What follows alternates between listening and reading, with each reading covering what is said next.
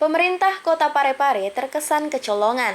Menurut Koordinator Angkutan Kota Rudi, dari 578 angkutan umum yang beroperasi, hanya ada kurang lebih 300 angkutan kota yang memiliki izin trayek. Selebihnya menurutnya ilegal.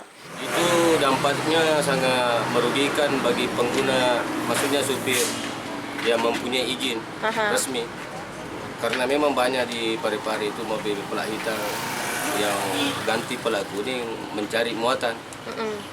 Tapi pemerintah juga tidak pernah mengadakan sweeping, sering kita meminta adakan sweeping. Tapi begitu lewat, dibiarkan saja, tidak ada peneguran sama sekali.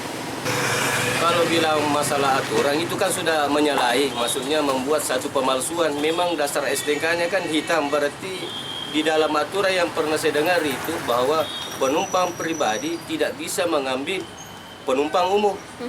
Dalam kata hal, memberi bayaran. Maksudnya mengangkut seseorang, seandainya dia mengangkut tidak mengambil imbalan, itu tidak jadi masalah. Tapi kalau diambil imbalan kan jadi merusak juga supir yang resmi. Jadi banyak supir sekarang yang tidak mengurus surat-suratnya. Penyebabnya itulah penyebabnya. Maksudnya kurangnya juga pemerintah perhatikan. Maksudnya boleh dikata itu pembiaran, lihat saja tidak ada itu. Kalau saya hitung itu yang resmi itu ya sekitar 300-an lah. Tapi yang beroperasi itu 578.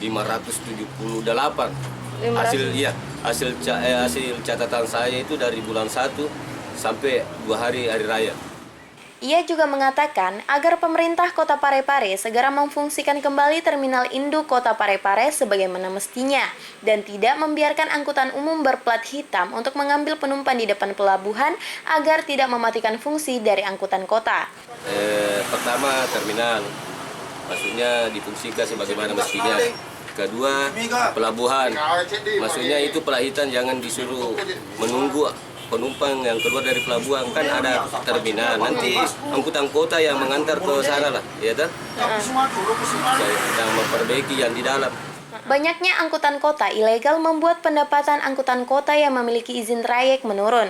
Jika biasanya angkutan kota yang legal bisa mendapatkan Rp300.000 dalam waktu setengah hari, namun sekarang untuk mendapatkan penghasilan mencapai Rp100.000 pun sangat sulit.